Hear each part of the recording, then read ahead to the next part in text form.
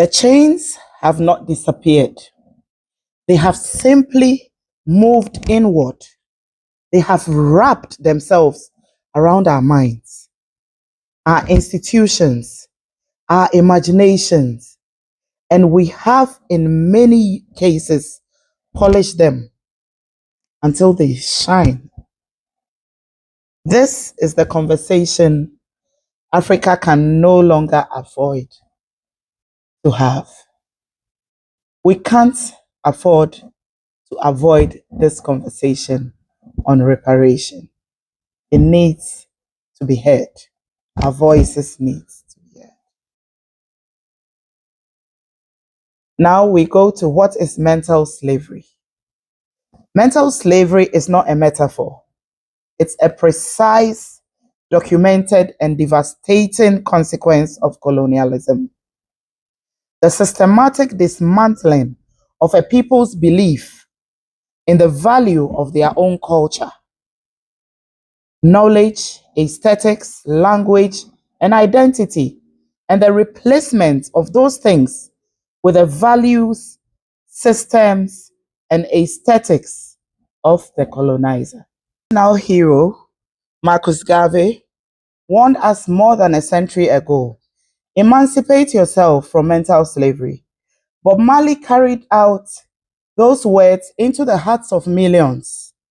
Frantz Fanon dissected it surgically in The Wretch of the Earth. Chinua Achebe showed us through Okonkwo's tragedy what it looks like when a civilization is made to feel ashamed of itself. But knowing the diagnosis has not led to the cure, because mental slavery is insidious. It does not announce itself. It wears the respectable face of standard, professionalism, and civilization, as well as modernity. It whispers that our ways are primitive, that our languages are not academic enough, that our clothes are not formed enough and are not formal, and that our knowledge systems are not scientific enough. I think we must. Let's be clear. The demand for reparation is just necessary and long overdue.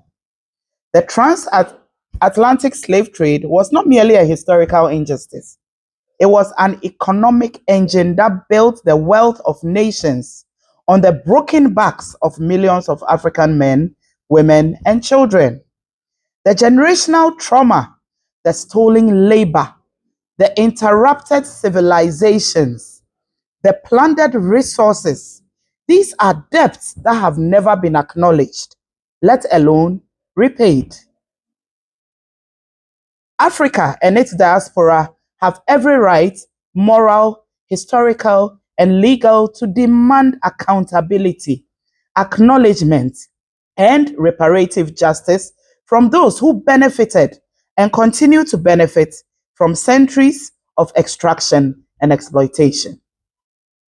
We must demand reparations with one hand, and with the other hand, we must repair ourselves. But here is the hard truth: we must hold alongside our righteous demand. Reparations, financial or otherwise, will mean nothing if we have not also begun the work of internal decolonization. Money paid into systems that still operate on colonial logic will simply reinforce those ecosystems. Reparations flowing into institutions that still dress, think, and teach, as well as govern in the image of the colonizer, will not liberate us. They will only make the cage more comfortable. We must demand reparations. We must simultaneously demand more of ourselves as we demand the reparation.